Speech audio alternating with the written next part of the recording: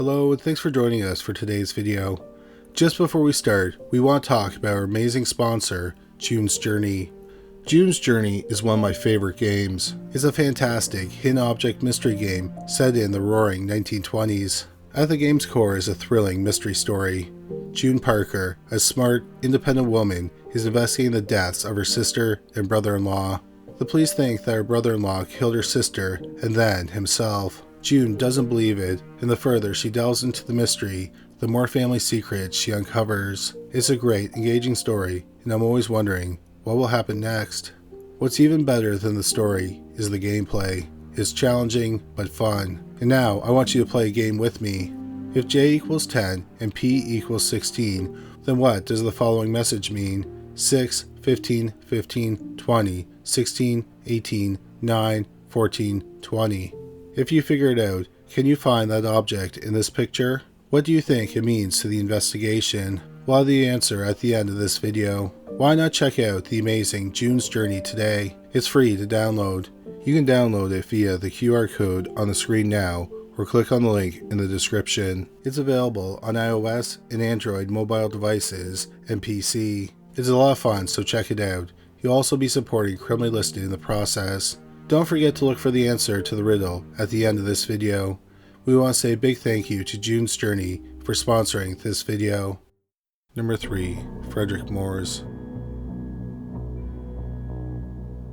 On February 2nd, 1915, 25-year-old Frederic Mors walked into the district attorney's office in New York City. Mors was born in Vienna in the Austrian-Hungarian Empire in October 1889. He was the son of a nobleman. Mors claimed he was studying medicine in Austria, but ended his studies and immigrated to New York in June 1914. In August 1914, he got a job as a porter at the German Oddfellows home in Unionville, which is now the Bronx. It was an orphanage and a nursing home. Mors told the district attorney he murdered several older people at the home. He claimed the manager had told him to put the troublesome patients out of their misery. Mors said he killed his first victim, 7-year-old Karl Hitzler, a month after he started working at the home. He fed him morphine pills until he overdosed. He was in a coma for 3 days, and then he died. Then, on October 1st, 1914, Mors poisoned 67-year-old Henry Hansel. Mors mixed water with arsenic and forced him to drink it. Hansel spent 3 days in agony with cramps and convulsions, then he died. On October 17th, Mors said he killed 65-year-old Karl Graf with chloroform. He claimed that Graf was dying and in pain, so he decided to put him out of his misery. He dosed a compress with the chloroform and put it over his airways. Mors said that he found the chloroform an effective way to murder someone. He would tell the victim he was trying to help them sleep. Then he held the chloroform-soaked compress over their airways, smoked a cigarette, and checked their pulse until he felt none. In October 1914, the residents were moved to a new building in Yonkers. Mors continued to kill in the new location. Mors murdered his fourth victim, 77-year-old Katharina Piazza, on November 8, 1914, with chloroform. 75-year-old Frederica Dre was in poor health after a fall. Less than a week after killing Piazza, on November 14th, Mors killed Dre with chloroform. Elizabeth Hauser was a 70-year-old resident of the nursing home. 2 days after killing Dre, Mors murdered her with chloroform. On December 20th, 1914, Mors killed 78-year-old Henry Horn with chloroform. Mors thought that Horn was too ill and would die soon, so he decided to hurry along the death process. Mors said his eighth and final victim was 77-year-old Ferdinand Schultz, whom he also killed with chloroform. He said the older man was so sick he couldn't even lie down for long periods without experiencing a medical emergency. Mors explained to the district attorney that he was fired on January 31st, 1915, because he had not been keeping up with his work. He said that after he was fired, he wanted to clear his conscience, so he confessed. After Mors confessed, he was deemed mentally unwell and placed in Bellevue Hospital. The police investigated his confession to see if it was plausible, and they did find some circumstantial evidence. For example, just before Katharina Piazza was killed, Mors was alone with her in her room. One patient died minutes after Mors sent her husband away. Several other people said that Mors was the last one in the room when some of the victims died. Some people also said that when they entered the room after the person had been found dead, they smelled chloroform. Mors said that the chloroform burned Henry Horn's mouth and nostrils. The embalmer confirmed that there were burns on Horn's face. However, the police never found any definitive evidence that Mors killed the 8 people. At the time, it was unfathomable to them that a man would kill 8 older people in 3 months. Mors' superintendent was questioned, and he denied that he told Mors to kill any of the patients. The physician who signed the death certificates was also questioned. He was sure they had all died of natural causes. However, the physician had been criticized for his lax work ethic. He often examined a dead body a day or 2 after the person had died. 2 months after Mors confessed, the police were not sure if he had killed the 8 people. Some investigators, like the sheriff, believed Mors had killed them, but the district attorney did not think there was enough evidence. This was a problem for the authorities. Mors had confessed to murdering 8 people. What if he was telling the truth and they let him go and he hurt someone else? Mors was ultimately declared insane and he was committed to the Hudson River State Hospital in Poughkeepsie, New York. Authorities planned on deporting him to Austria-Hungary in May 1916. However, on the night of May 9, 1916, a week before he was to be deported, Frederic Mors and other patients were taken to the music hall for some entertainment. As they were being escorted back to their rooms for the hall, Mors slipped away and vanished. There were reports that Mors was killed in Europe during World War I, but that was never confirmed. Instead, it is believed Mors relocated 85 miles northeast of Torrington, Connecticut. He got a job in the first aid department at the factory. He told people that he was a doctor. He used the name Frederic Maurice Benno. In April 1918, Benno gave letters to 3 people at the factory saying he was going to take his own life. He then disappeared from the area. Over a year later, in July 1919, a factory worker was reading a magazine published in March 1915. There was an article about Frederic Mors, and the worker realized that Frederic Benno was Mors.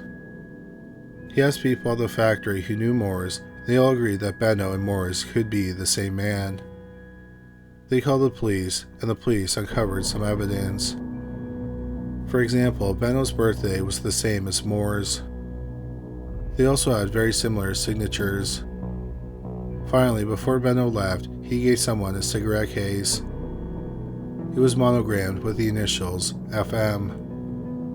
So the police believed that Frederic Benno was indeed Frederic Mors, but it was unknown where he went after leaving Torrington.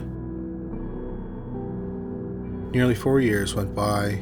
Then in March 1923, 2 hunters found some skeletal remains in a marshy area outside Torrington. There was no identification on the man. His clothes were in tatters. The only thing that remained were his shoes. The physician who examined the remains believed that the man had been dead for about 4 years. The most notable man who went missing from the area about 4 years earlier was Frederic Mors, aka Frederic Benno. The police took the shoes to the factory. People said it was the shoes that Mors/Benno wore when he went hunting. The police concluded that it was the remains of Frederic Mors.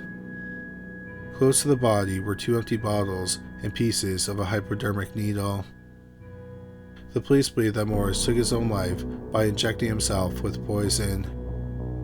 After a 3-month killing spree that claimed 8 lives, Frederic Mors spent a little more than a year in a psychiatric hospital and about 2 years on the lam before he died. Number 2. Monroe Hickson. On August 8, 1957, Lucy Hill Parker was attacked in her dry goods store in Graniteville, South Carolina.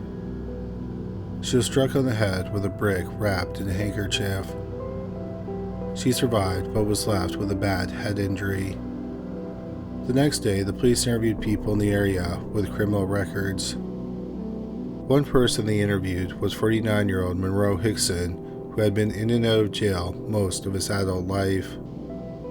In 1931, he was convicted of assault to kill, and he was sentenced to 5 years of prison. He was paroled after 2 years. In 1942, he was convicted of grand larceny and served 18 months in prison. 5 years later, in 1947, he was convicted of burglary and sentenced to 20 years of prison. He was released after 10 years in April 1957. When Hickson was questioned about the attempted murder of Lucy Hill Parker, he confessed. While in custody, the police looked at other unsolved cases in the area. There were 4 that happened 11 years earlier, in 1946, that were similar to the attack on Lucy Hill Parker. On April 7, 1946, David Garrett was found dead in a store in Aiken, South Carolina. He had been hacked in the head with an axe. $22 and a .22 caliber handgun were stolen. On April 18, 1946, a man shot 33-year-old Edward Bennett in the mouth and near his heart while he was working in his grocery store in Aiken. His 25-year-old wife, Mary, tried to run, and the man shot her in the back once. She made it out the store and found help. Before dying in the store, Edward told someone trying to help him that a black man had shot him. His 4-year-old son witnessed the shooting, and he also said the shooter was a black man. The murder weapon was a .22 caliber handgun. In July 1946, the police made an arrest in the Bennett murders.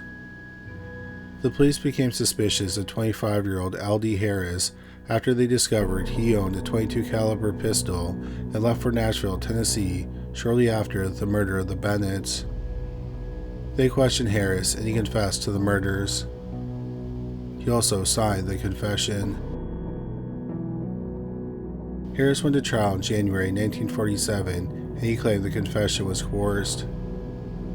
He was systematically interrogated for 5 days straight. During that time, he was threatened with violence. He said that one officer told him, quote, "If you don't say you did kill those people, we will get a rope and a rubber hose, and you know what we will do," unquote. Harris claims they also threatened to arrest his mother. The jury did not believe that Harris was coerced into confessing, and he was convicted of murder. He was sentenced to death. Harris's execution was scheduled for February 13, 1947. But 3 lawyers appealed on his behalf. The Supreme Court of South Carolina upheld his conviction and sentence. So they appealed to the United States Supreme Court, claiming the confession was coerced.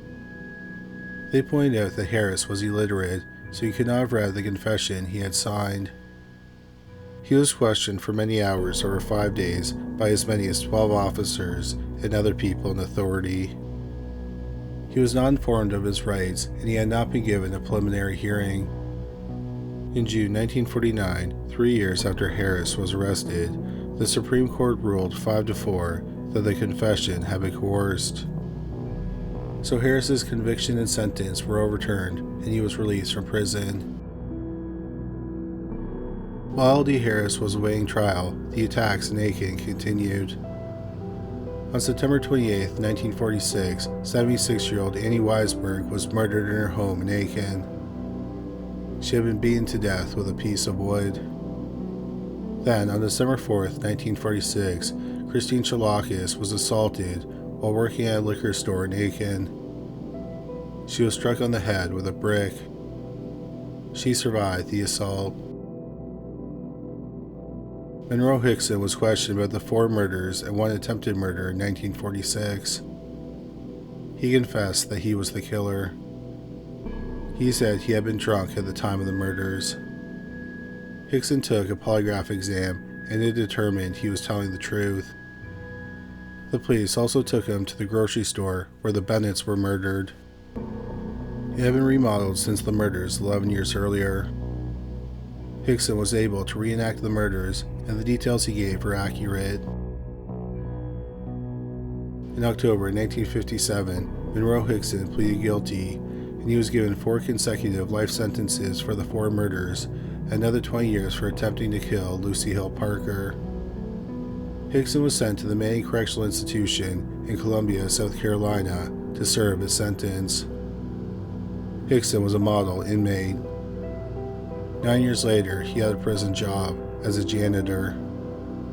On March 10, 1966, he was working outside the prison, cleaning the officers' quarters unsupervised.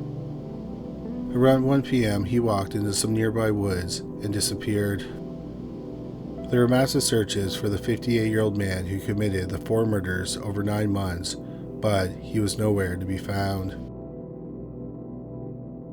Nearly 2 years later, in January 1968, Monroe Hickson was still missing, and he was added to the FBI's 10 Most Wanted list. His wanted poster was sent to police stations and post office around the country. Shortly after the posters were sent out, a couple in Chapel Hill, North Carolina, contacted the FBI. They told the FBI they believed they had seen Monroe Hickson. They believed he used the name Willie Tyler, and he had been a laborer in New Bern, North Carolina. New Bern is about 300 miles from Columbia, where Hickson had escaped. It turned out on December 7, 1967, about 7 months after Hickson escaped, Willie Tyler fell ill and was admitted to the hospital. On December 27, 1966, he died of natural causes. The FBI got Willie Tyler's fingerprints, and they confirmed he was 59-year-old Monroe Hickson. Number 1. Ted Bundy. On the night of January 4, 1974, 18-year-old Karen Sparks went to sleep in the bedroom basement of the home she shared with 5 housemates. Sparks was a student at the University of Washington in Seattle. Her home was close to the campus. By mid-afternoon the next day, her housemates noticed that she had not left her room. They went to check on her, and they found a gory scene. Sparks had been beaten in the head with a rod torn from the bed frame. She was also sexually assaulted with the rod. Sparks was still alive and taken to the hospital. She remained in a coma for 10 days and ultimately survived, but she was left with brain damage. 21-year-old Linda Healy was also a student at the University of Washington. Healy had a part-time job doing ski reports for a local radio station. On the morning of February 1, 1974, Healy didn't show up to record the reports. The radio station called her home, and one of her housemates entered the basement bedroom. The alarm was going off, and her bed was neatly made. The housemate thought that this was unusual because Healy usually made her bed when she returned home from her morning classes. As the evening approached and no one had seen or heard from Healy, the police were called. A police officer lifted the bedsheet. There was a large blood stain on the pillow. The pillowcase was missing. Also missing were the clothes Healy wore the day before. 3 days later, a man called 911 and said, quote, "Listen and listen carefully. The person who attacked that girl on the 8th of last month and the person who took Linda Healy away are one and the same. He was outside both houses. He was seen," unquote. The caller refused to give his name. Olympia, Washington is about 60 miles southwest of Seattle. It's home to Evergreen State College. 19-year-old Donna Manson was in her first year at the college. On March 12, 1974, Manson was walking on campus alone. She was heading to a jazz concert, but she never made it there and she was reported missing. Then, another young woman went missing about 3.5 weeks later. Central Washington State College is in Ellensburg, Washington, about 110 miles southeast of Seattle. 18-year-old Susan Rancourt was a student enrolled at the school. On April 17, 1974, she vanished while walking on campus. After her disappearance became public knowledge, several people contacted the police. They said that while they were on campus, a tall, attractive man in his 20s approached them. He had an arm in a sling and a metal brace on one of his fingers. One woman told the police she helped carry his books to his car, a brown or tan Volkswagen Beetle. She noticed that the front passenger seat was missing. The woman felt uncomfortable and ran from the man. A second young woman on campus had a similar experience.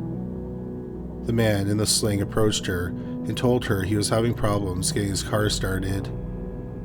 He asked her to get in and press the gas pedal while he checked under the hood. The young woman declined to help him and quickly walked away. A young man also saw the man with a sling outside the school's library. On May 6, 1974, 22-year-old Roberta Parks, who went by Kathy, disappeared from Oregon State University in Corvallis, Oregon. Less than a month later, on June 1, 1974, 22-year-old Brenda Ball went missing while walking to a tavern in Buren, Washington. She was last seen talking to a man who had one of his arms in a sling. 11 days later, on June 11, 1974, 18-year-old Georgianne Hawkins was kidnapped from an area behind her sorority house near Seattle's University of Washington. After Hawkins' disappearance hit the news, 2 women contacted the police. They said earlier that night they saw a man near the sorority house with crutches carrying a briefcase, but he kept dropping it. He asked them for help, but they did not go with the man. At this point, the police believed that the 6 disappearances were connected. They were all white women in their late teens and early 20s. Most were students who went missing from the school's campus or their homes close to the campus. Most lived in western Washington.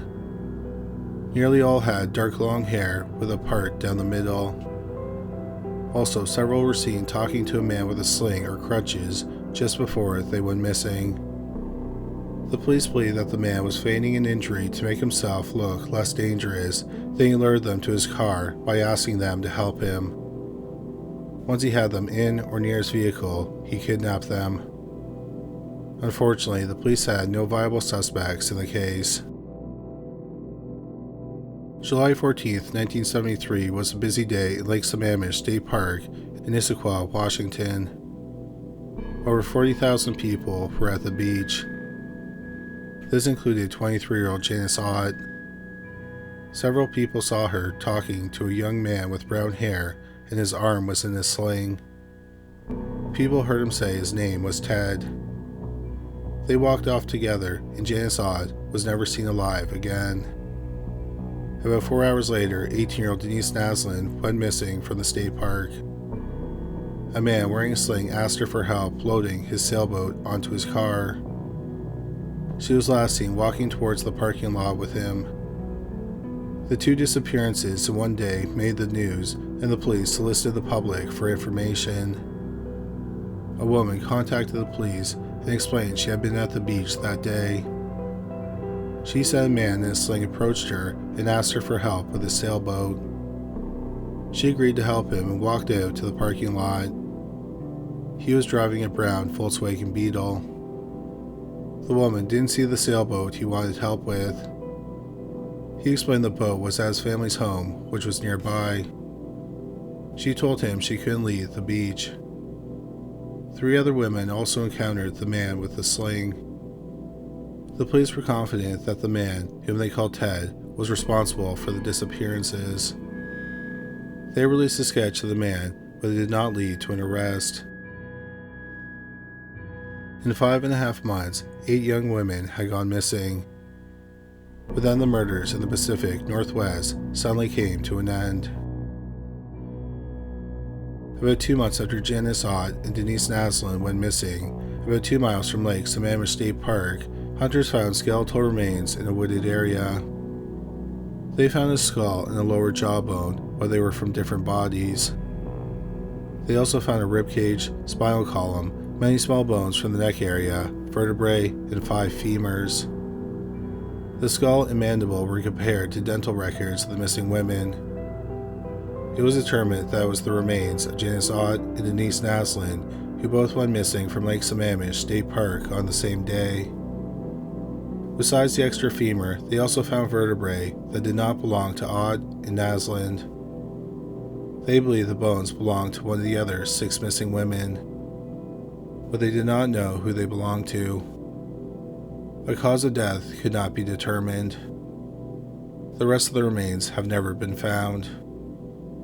Unfortunately, the discovery of the remains did not provide any clues as to who kidnapped and murdered the women. After the murders of Ott and Naslund, there were no other disappearances of women in the Pacific Northwest that the police connected to the killer they called Ted. In December 1974, about 6 months after the murders of Janice Ott and Denise Naslund, investigators on the case went to a police conference in State Line, Nevada. It was a conference for investigators from the West Coast to discuss unsolved cases to see if they could be linked to cases in other states. At the conference, the Washington investigators talked about the 8 presumed murders of the young women. It turned out that investigators from Utah had cases that were very similar to the Washington cases. The murders in Utah started about 3 months after the last murder in Washington. 16-year-old Nancy Wilcox lived in Holiday, a Salt Lake City suburb. On October 2, 1974, she vanished while walking alone. She was last seen in the passenger seat of a light-colored Volkswagen Beetle. On October 18, 1974, 17-year-old Melissa Smith vanished from Midvale, Utah. She was walking home after meeting friends at a local pizzeria. Melissa was the daughter of Midvale's chief of police. Melissa's nude dead body was found 9 days after she went missing in the nearby Wasatch Mountain Range. She had been raped, beaten with a blunt object, most likely a crowbar, and strangled with a ligature. She may have been kept alive for up to a week before she was killed.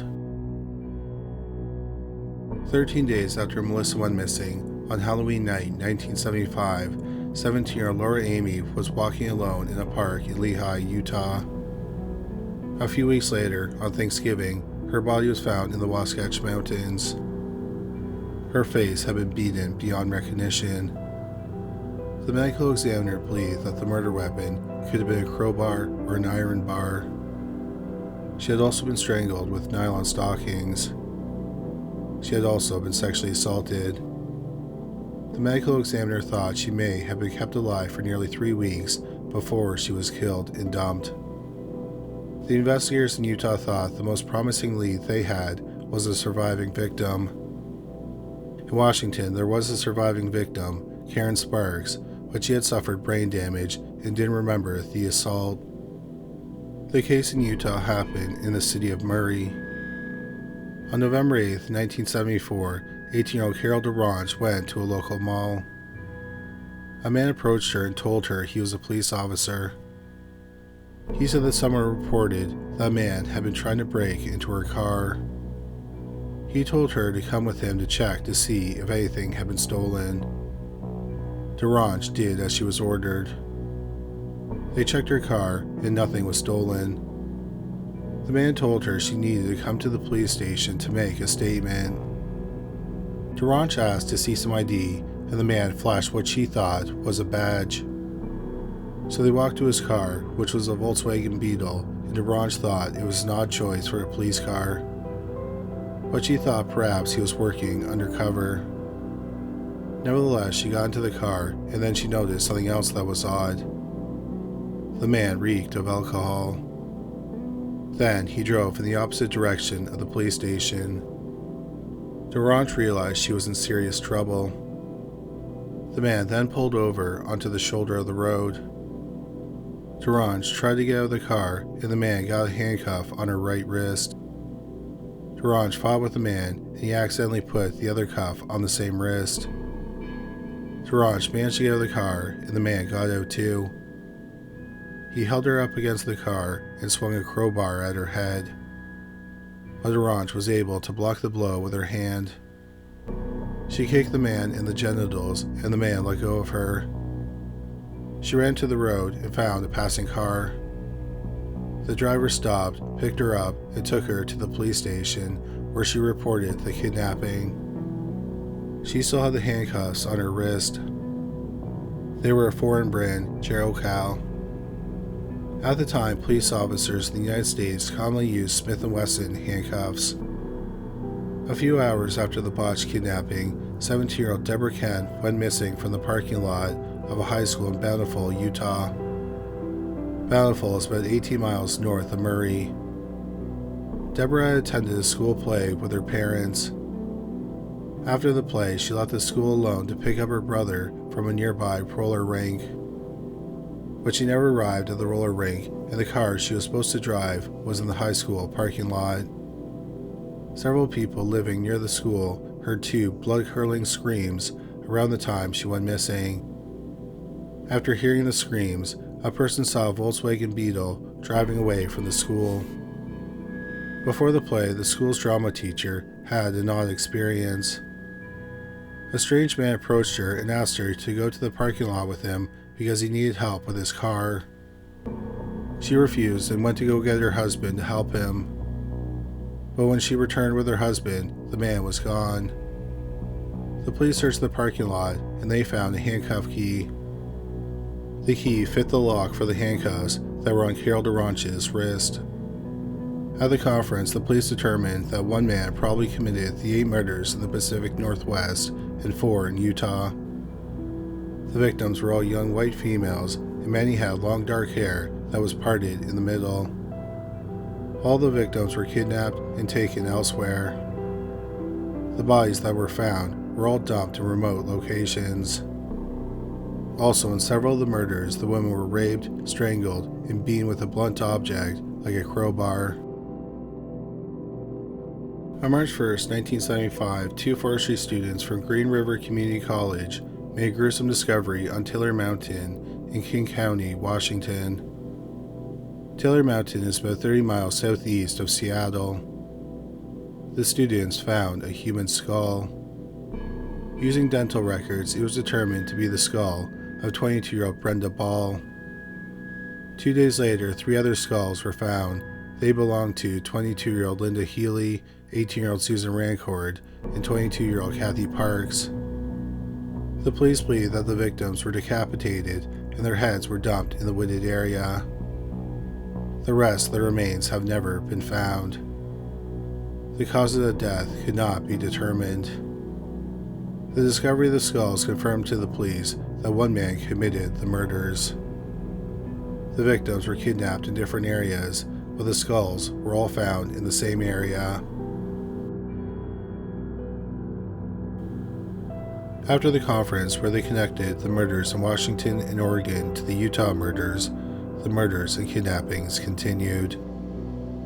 On January 12, 1975, 23-year-old Karen Campbell was staying at a hotel in Aspen, Colorado with her fiancé and his 2 children from a previous marriage.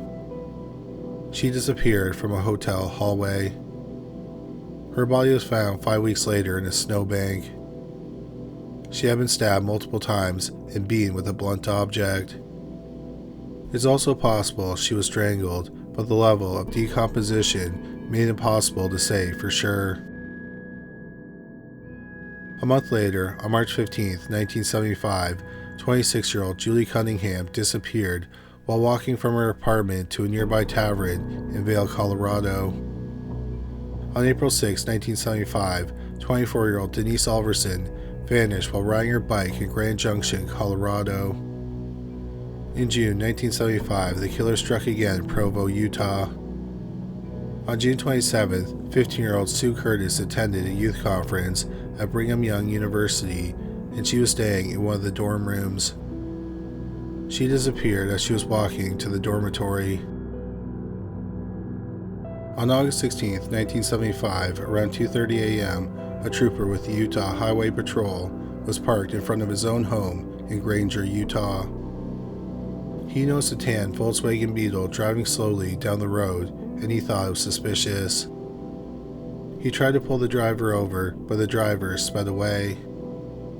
The driver blew through 2 stop signs. After a couple of miles, the driver pulled over.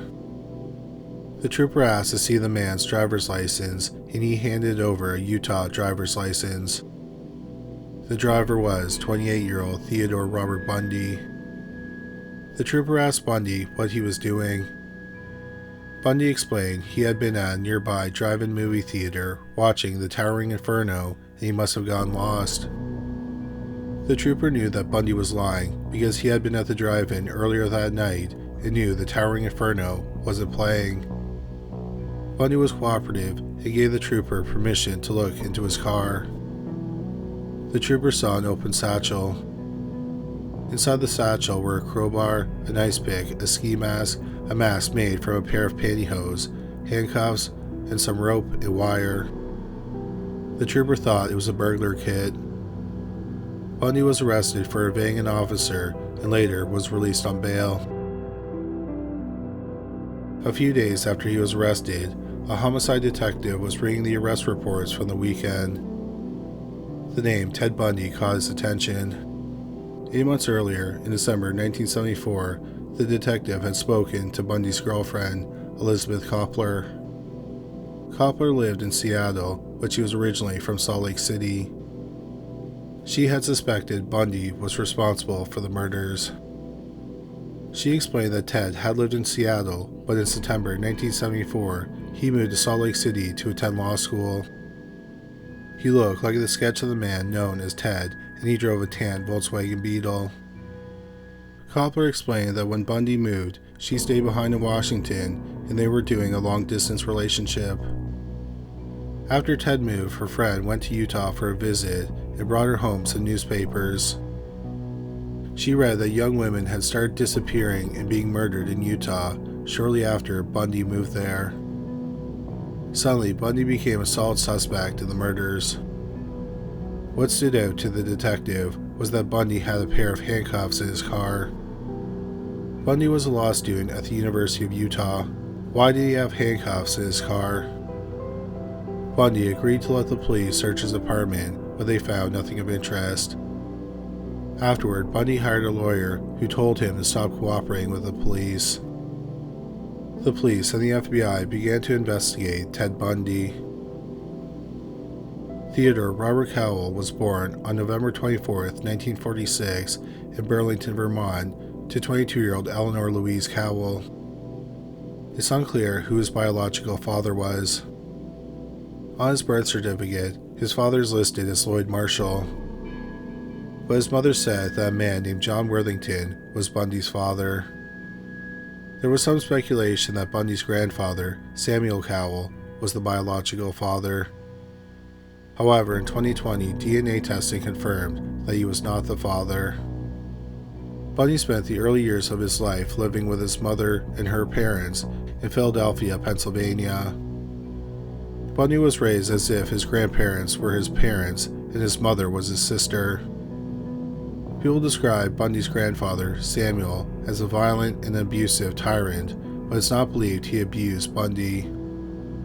Supposedly, people noticed odd things about Bundy when he was young. One notable story comes from his aunt.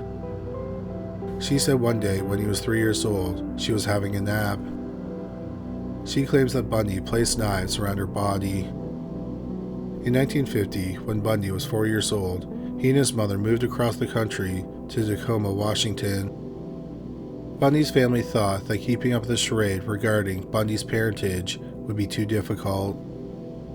In Tacoma, Bundy's mother wanted a fresh start. She started going by her middle name, Louise, and changed her and Bundy's last name to Nelson. In Tacoma, Louise joined a Methodist church. At a church function, she met Johnny Culpepper Bundy, a cook at an army hospital. Johnny and Louise married in May 1951, and Johnny adopted Bundy. Louise and Johnny had 4 children together, 2 boys and 2 girls. By all accounts, Bundy got along with his half-siblings. Bundy's stepfather, Johnny, tried to develop a relationship with him, but Bundy remained distant as he grew up. Bundy did not stand out much in high school. Some people remember him as handsome, well-mannered, quiet, and introverted, but many people did not remember him at all. Bundy had his first brush with the law in 1965. He was arrested for suspicion of car theft and burglary. However, the records of his arrests were destroyed, and not much is known about the arrests and the results of those arrests. In 1965, 18-year-old Bundy enrolled at the University of Puget Sound in Tacoma. The following year, he transferred to the University of Washington in Seattle, where he studied Chinese. He believed that China would be a dominant force in the world market, and his fluency would give him an advantage. In the spring of 1967, Bundy met and started dating fellow student Diane Edwards. She is commonly referred to by the pseudonym Stephanie Brooks. Edwards, who was a year older than Bundy, was his first real girlfriend. She was from a well-to-do family in California. Her family was in a level of society Bundy had always wanted to be part of. They dated for about a year, and then Edwards broke it off. She thought Bundy was directionless and did not fit into her future plans. She also thought he used people. Bundy didn't take the breakup well and dropped out of school a few months later. He then got a job as a driver and bodyguard for a candidate for Lieutenant Governor of Washington. The man did not win the election, and Bundy was out of a job. It's unclear when Bundy learned that Louise was his mother, not his sister, but a suspicion he long held. What is known is that after Edwards broke up with him and he dropped out of school, he visited family in Philadelphia. He found his birth certificate, which listed Louise as his mother. In the fall of 1969, Bundy returned to the University of Washington and studied psychology. He was a solid student and achieved A's with a few B's. In the fall of 1969, Bundy met Elizabeth Koppler, a single mother a few years older than him. She had a 3-year-old daughter. They started dating, and Bundy became a father figure to her. In the summer of 1970, Bundy saved a 3.5-year-old boy after he fell into Seattle's Green Lake. In 1971, Bundy got a job as a work-study student at Seattle's Suicide Hotline Crisis Center.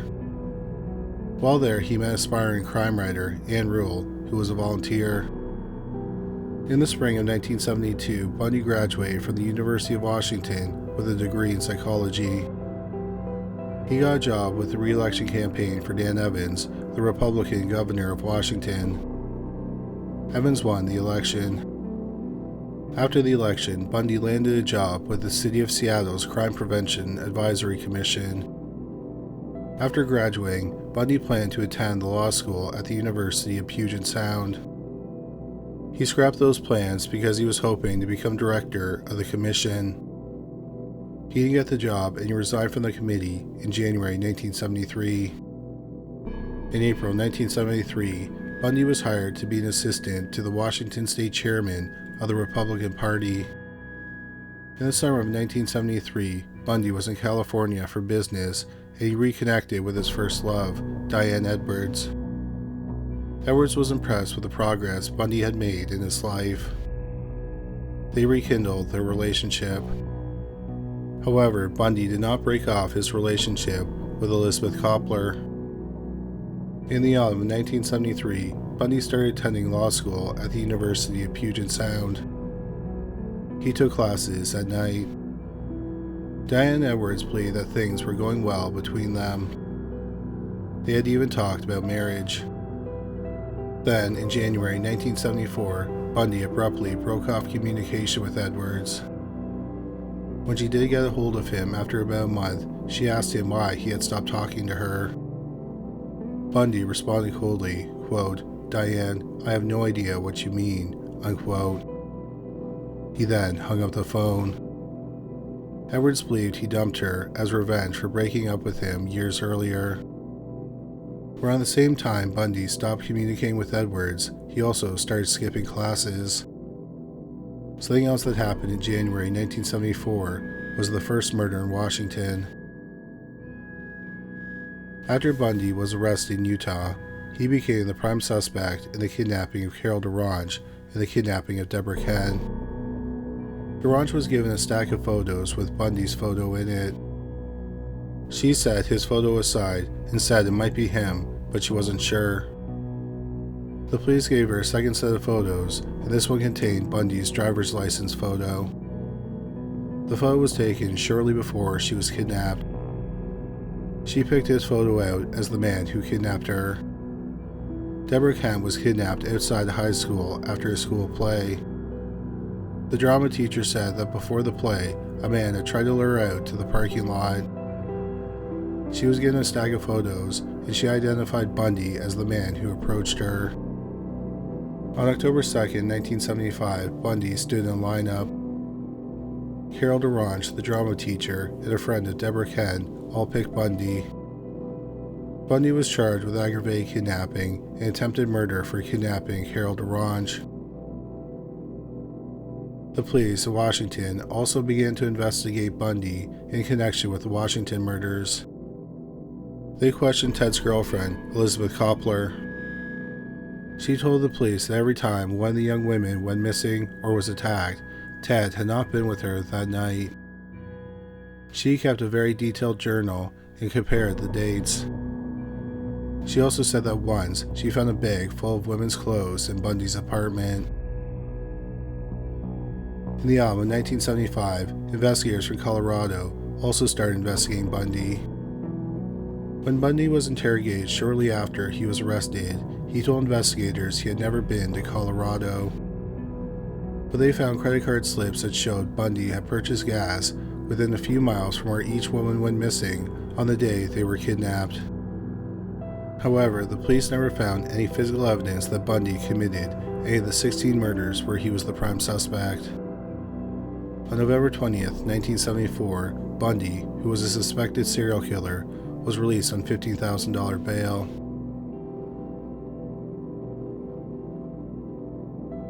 Ted Bundy went to trial for the kidnapping of Carol DaRonch in February 1976.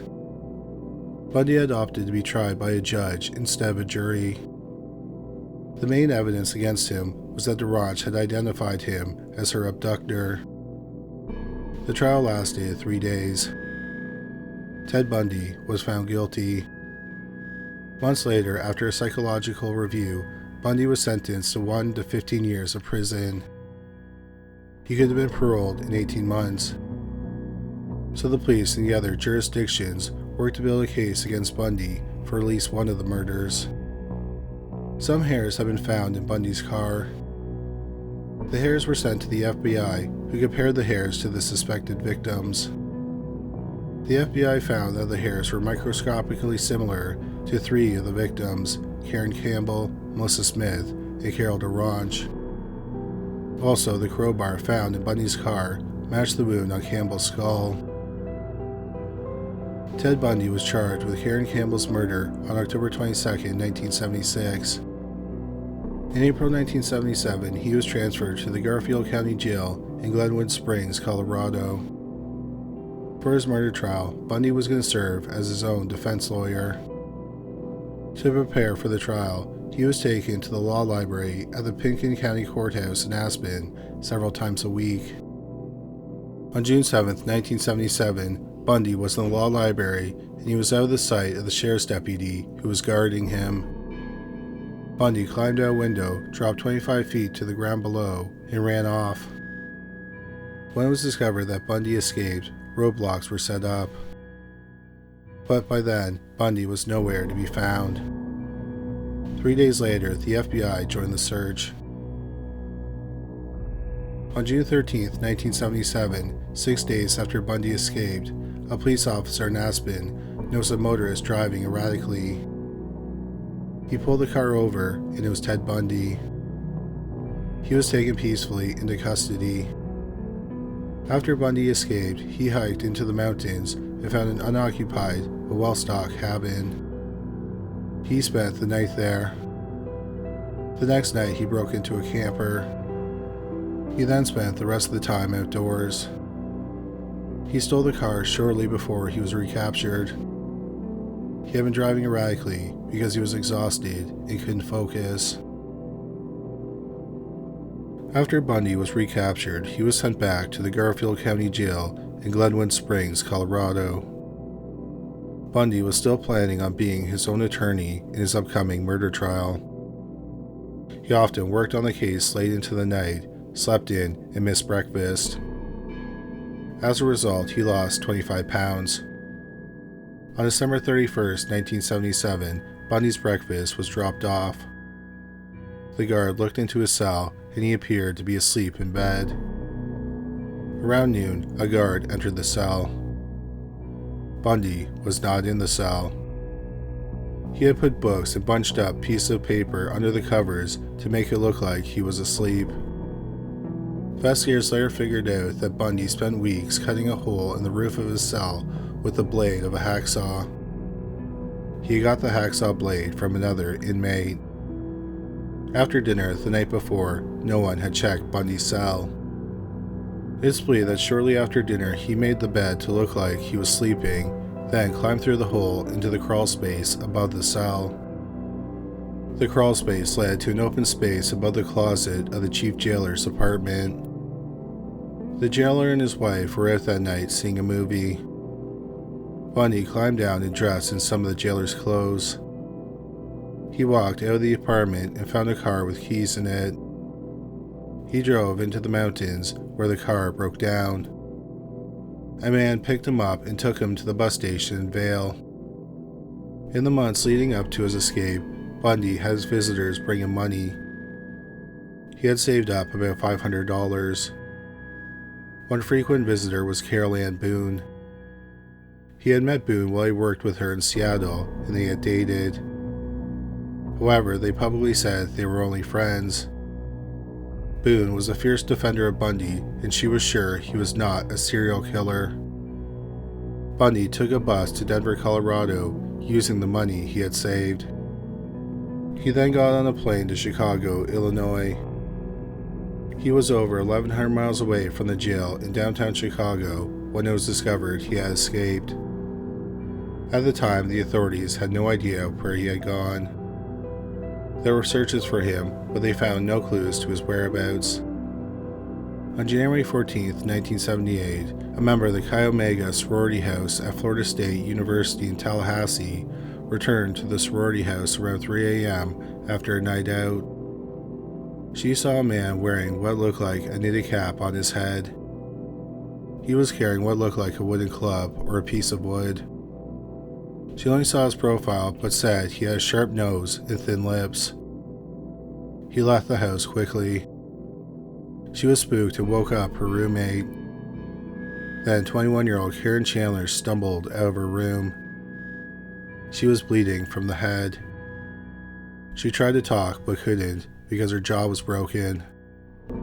911 was called. First responders went room to room. 21-year-old Margaret Bowman was found dead in her room. She had been beaten with a piece of oak wood and strangled with a nylon stocking. The killer was exceptionally savage when he attacked 20-year-old Lisa Levy. He beat her with a piece of wood and strangled her. He also bit off one of her nipples and bit her buttocks twice. He also sexually assaulted her with an aerosol hairspray can. The paramedics thought that Levy was alive, so she was taken to the hospital. But she was pronounced dead on arrival. Karen Chandler, who stumbled into the hallway, was taken to the hospital and she survived. She had suffered a skull fracture and a broken jawbone, cheeks, and the orbit of her right eye. Her 21-year-old roommate, Kathy Kleiner, was also attacked. She suffered a broken jaw and a cut on her shoulder. It was determined that the attacker had entered through the back door of the sorority house, which had a faulty lock.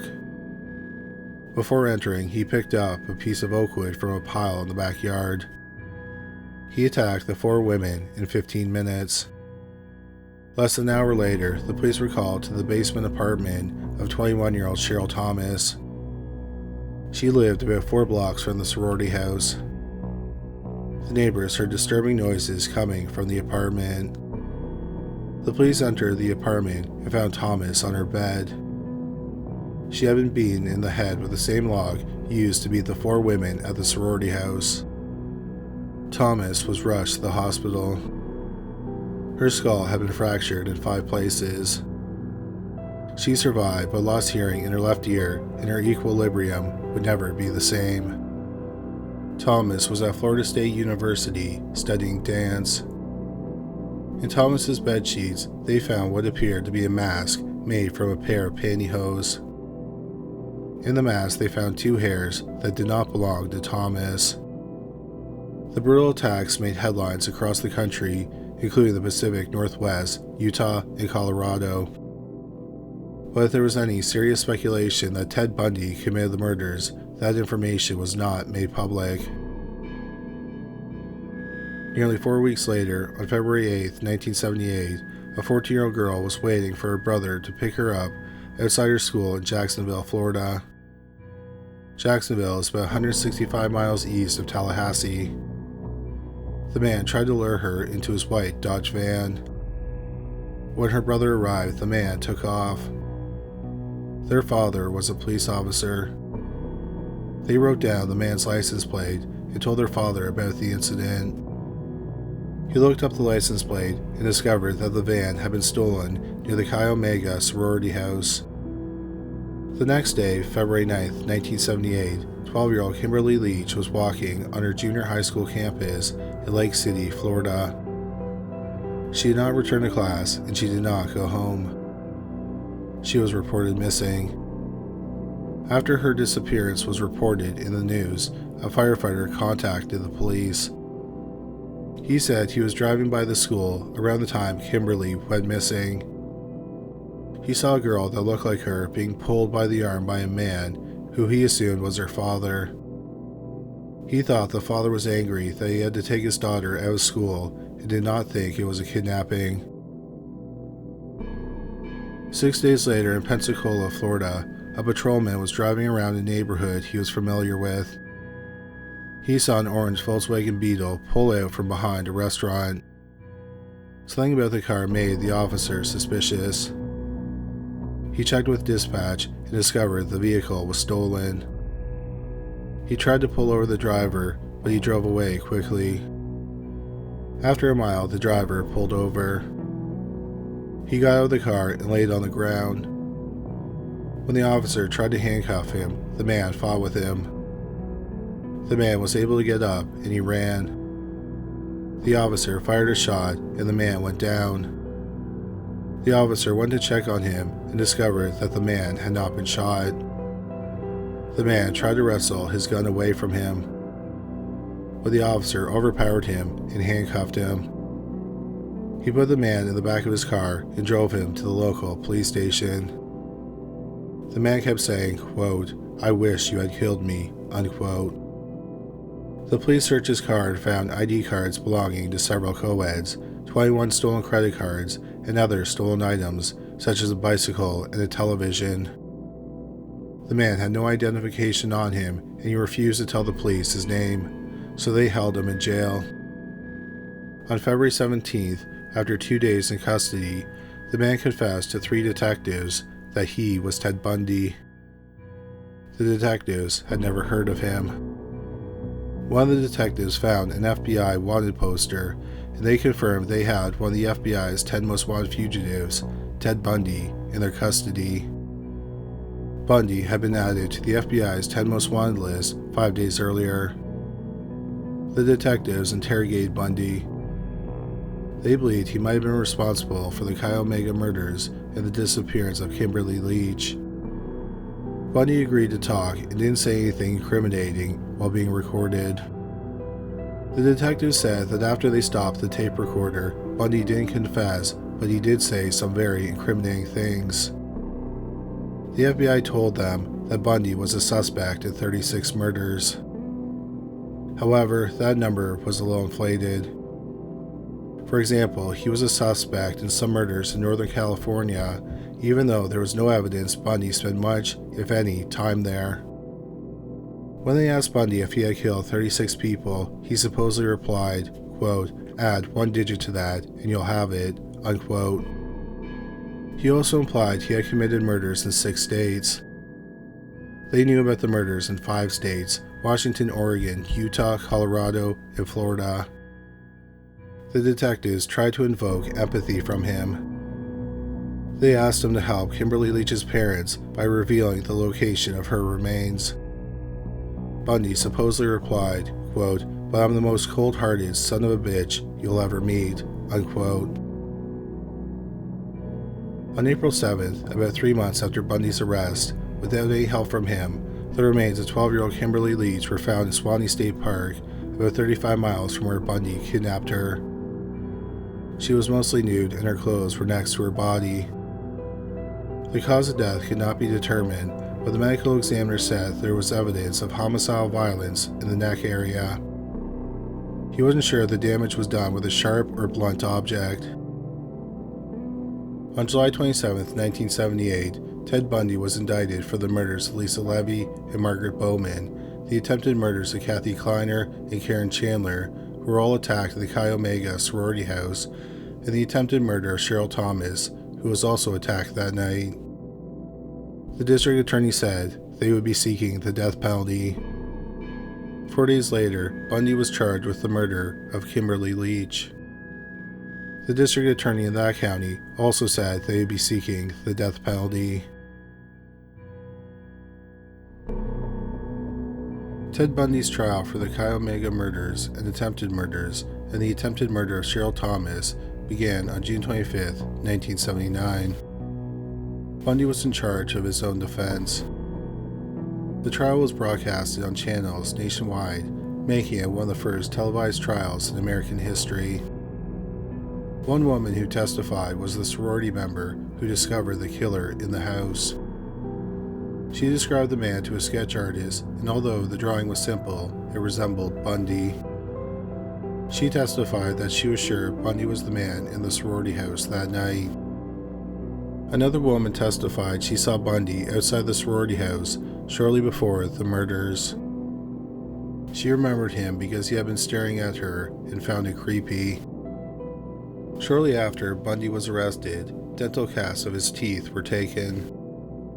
A forensic orthodontist testified that Bundy's teeth matched the bite marks on Lisa Levy's buttocks. However, it should be noted that today, dental comparisons are considered junk science. As for Cheryl Thomas, she was beaten with the same oak log used in the Chi Omega murders and assaults. Thomas was attacked about an hour later, and she lived 4 blocks away from the sorority house. It was not a great leap in logic to think that the same man committed all the crimes. In Thomas's bedsheet was a mask made from pantyhose. In the pantyhose were 2 strands of hair. They were microscopically similar to Bundy's hair. Also, the jury was told the details of Harold Orange's kidnapping, which Bundy had been convicted of. Bundy was not an asset to his case. For example, he questioned a crime scene investigator and had him describe the scene and the victim's injuries in gory details. People think that Bundy did this to relive the crimes. The trial lasted about a month. The jury deliberated for 6 hours and 32 minutes. Bundy was found guilty of all charges. He was sentenced to death. Bundy's trial for the murder of 12-year-old Kimberly Leach began on January 7, 1980. This time, Bundy was not his own attorney. Once again, there was little physical evidence, but there was a lot of circumstantial evidence in the case. The firefighter testified that he saw Kimberly being dragged to a white Dodge van. A white Dodge van was used in an attempted kidnapping in Jacksonville the day before. Both the intended victim and her brother picked Bundy's photo out of a stack of photos and said he was the would-be kidnapper. The brother wrote down the license plate of the white van. The van had been stolen close to the Chi Omega sorority house in Tallahassee. It is also blocks away from the boarding house where Bundy lived while on the lam. Lake City, where Kimberly was kidnapped, is about halfway between Tallahassee and Jacksonville.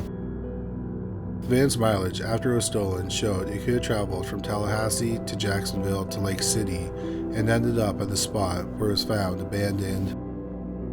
Soil and leaf samples were taken from the undercarriage of the van. They matched the soil and the leaves in the area where Kimberly's body was found. A pool of blood was found in the back of the van and it was Kimberly's blood type. Semen stains were found on Kimberly's underwear. It was type O, which was Bundy's blood type.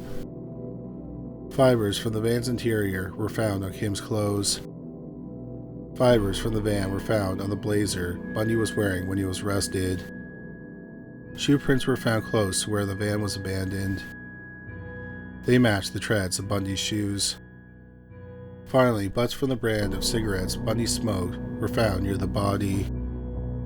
Once again, the trial lasted about a month. This time, the jury deliberated for 7 hours and 15 minutes. Ted Bundy was once again found guilty. Bundy's girlfriend, Carol Ann Boone, took the stand at the sentencing hearing. During questioning, Bundy asked Carol Ann to marry him. She said yes, and then Bundy said, quote, "That I do hereby marry you," unquote. It turned out that there was an old Florida law that allowed a marriage ceremony if a judge and a legal and notarized marriage certificate were present. Carol Ann had got the marriage license 3 days earlier. After getting married, Bundy was sentenced to death again. In prison, Bundy and Carol Ann were allowed to have conjugal visits. However, some of the correctional officers turned a blind eye during their visits, possibly because they were bribed. In October 1982, Carol Ann gave birth to a daughter, Rose Bundy. It's believed that Rose is Bundy's daughter. People have noted a striking resemblance between her and Bundy. In October 1984, Bundy reached out to investigators working on the Green River Killer case. Starting in 1982, dozens of women were killed or went missing from the Tacoma, Seattle areas and dumped near the Green River. Robert Keppel from the King County's District Attorney's Office agreed to talk with Bundy. Bundy said that the killer may return to the dump sites and have sex with the bodies. He suggested setting up surveillance if they found a fresh body or grave. In November 2001, Gary Ridgway was identified as the Green River Killer. Bundy's advice did not help identify Ridgway, but he had been correct about Ridgway returning to the bodies and having sex with them. Bundy was scheduled to die at 7 a.m. on July 2, 1986. But 15 hours before the planned execution, he was given a stay of execution. A new date was set for November 18, 1986. Once again, he got a stay of execution. This time it came 7 hours before he was to be executed. Bundy's new day with the electric chair was January 24, 1989. In the years after Bundy was convicted, he talked to journalists Hugh Ainsworth and Stephen G. McCod. The journalists wanted the details of the crimes, but Bundy was reluctant to talk about the murders. Bundy had a degree in psychology, so they decided to use that to their advantage. They asked him to speculate on what the killer's thoughts and motives were when he kidnapped and murdered the women. This gave Bundy a chance to talk about himself in the third person. He agreed to do that and started talking about the murders. He explained that there was a malignant personality that took over. Also, every time he kidnapped or attacked a woman, he had been drunk. He also didn't consider himself a sadist and didn't derive pleasure from the act of killing. Instead, he wanted to possess the person. He felt he had to kill them because if he had let them go, he would risk being arrested. Murdering them was the only option, and he tried to do it as quickly as possible. Bundy explained that he usually lured a victim to his car and knocked them unconscious. He would bind them, usually with handcuffs, and drive them to a remote location or his apartment or a hotel room.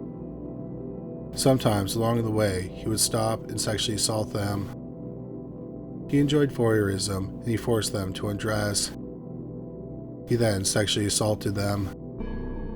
Afterward, he said he killed them as quickly as possible and then dumped their body. He said that sometimes he returned to the bodies and had sex with them. He also did things like put makeup on the bodies, paint their fingernails, and do their hair. But there were problems with Bundy's confessions. He wasn't honest throughout them. For example, he said that the killer wouldn't benefit anything from decapitating the victim because the victim can still be identified. However, Bundy decapitated at least a dozen women. On January 21st, 1989, 2 days before Bundy was going to be executed, he began confessing to Robert Keppel from the King County District Attorney's Office. In total, Bundy confessed to 30 murders. They include the 19 murders we covered in this video.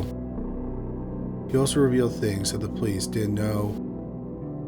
For example, the extra femur and vertebrae found with Janice Ott and Denise Naslin's remains belonged to George Ann Hawkins.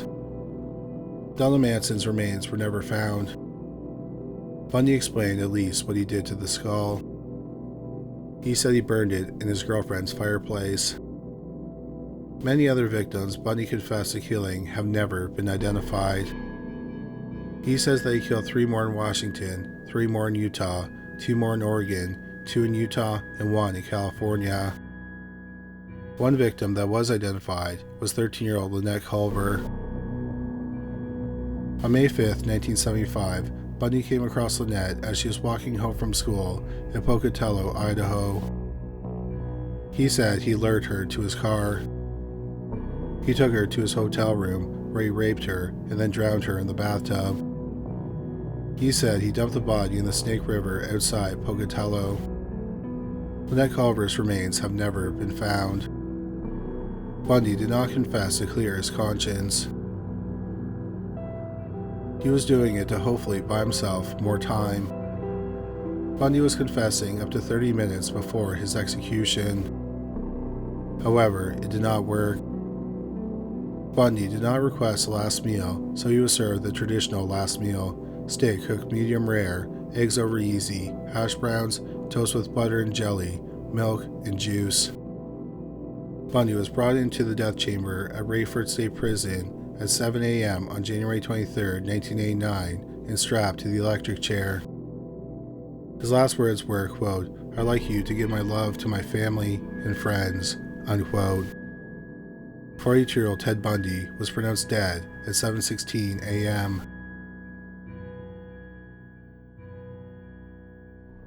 Many people believe that Ted Bundy killed more than the 30 people he confessed to murdering. Both Robert Keppel and Ann Rule, who wrote the highly acclaimed book about Bundy, The Stranger Beside Me, believed he killed over 100 women.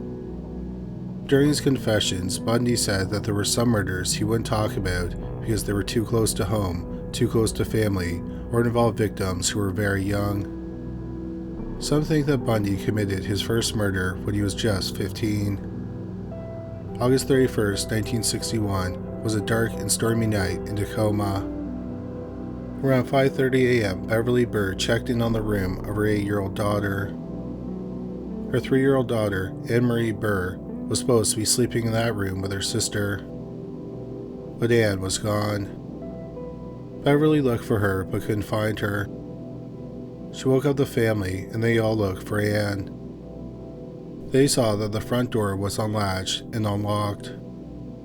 Beverly remembered locking the door and putting the chain on the night before. Beverly and her husband remembered the dog barking that night, but they were sure it was because of the storm. They also discovered that a living room window was left open. Outside the window was a step stool. Anne's parents called the police. Close to the open window, the police found a shoe print. They determined a Keds sneaker made it. The size of the shoe was about 6 or 7. The police surmised that it belonged to either a small man or possibly a young man who was still growing. Nothing in the home was disturbed, and nothing else was missing besides Anne. The police thought that Anne might have known her killer, and that's why she didn't scream. The police suspected a teenage boy, not Ted Bundy, was the kidnapper. He lived near the family. He took a polygraph and he failed. He took another and he passed the second one. However, the police never found evidence that the boy kidnapped Ann, so he wasn't charged. Ann Burr has never been found. Bundy wasn't a suspect because at that point in his life, he had no run-ins with the law. Bundy lived about 2 miles from the Burrs' home. According to Rebecca Morris's 2011 book, Ted and Ann, Bundy knew Ann. She supposedly followed him around as he was getting his newspapers ready for his delivery route. Shortly before Bundy was to be executed, he was asked about Ann's disappearance, and he claimed he didn't kidnap her. He said he was too young to have committed the murder. Bundy is the prime suspect in the attacks on Lisa Wick and Lonnie Trumbull. They were both 20-year-old flight attendants who lived in Seattle. On June 23, 1966, someone broke into their basement apartment while the two women were sleeping. They were both beaten in the head with a blunt object. Nothing was stolen from the apartment. Lonnie Trumbull died, but Lisa Wick survived. Bundy was 19 years old at the time of the brutal attack.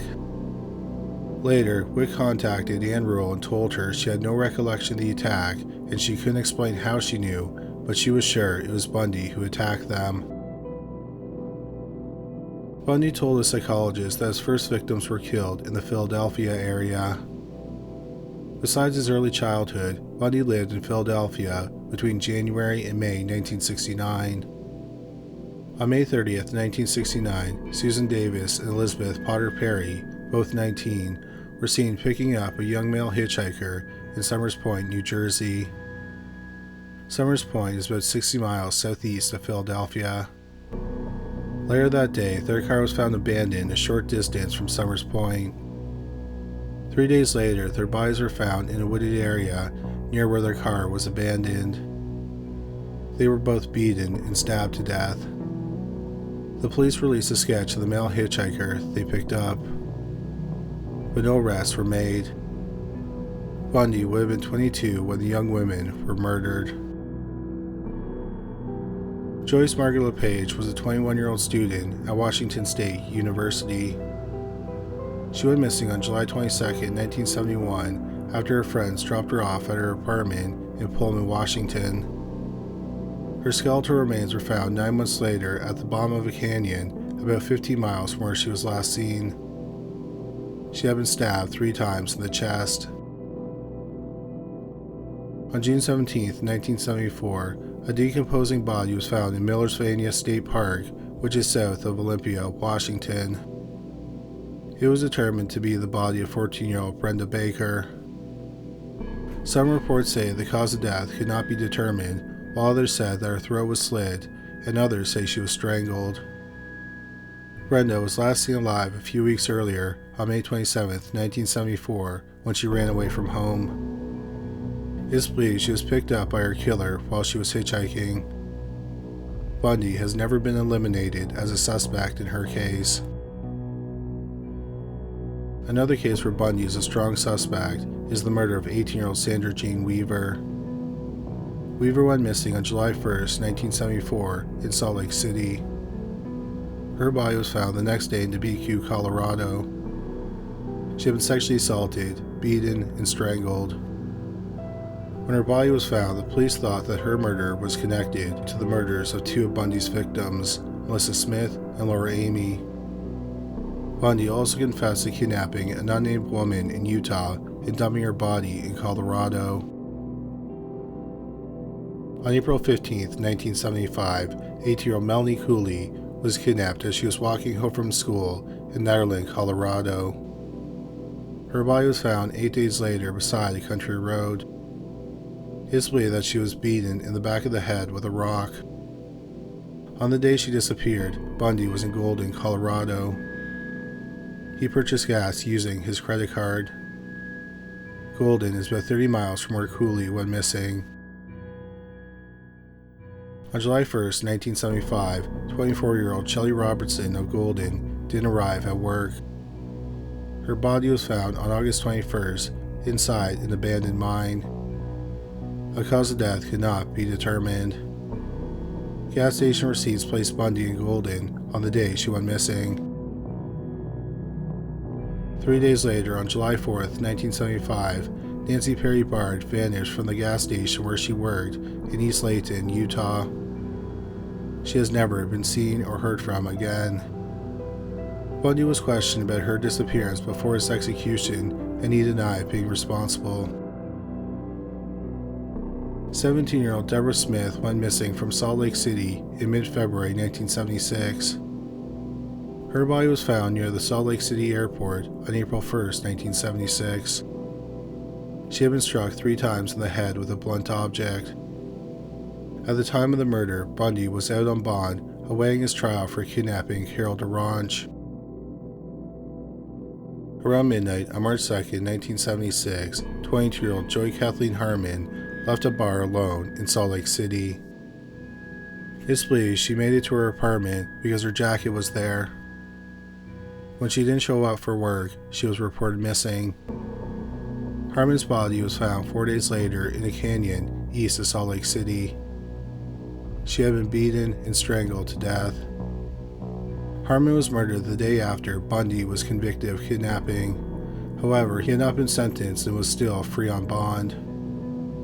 A man matching Bundy's description was seen near Harmon's apartment complex on the night she went missing.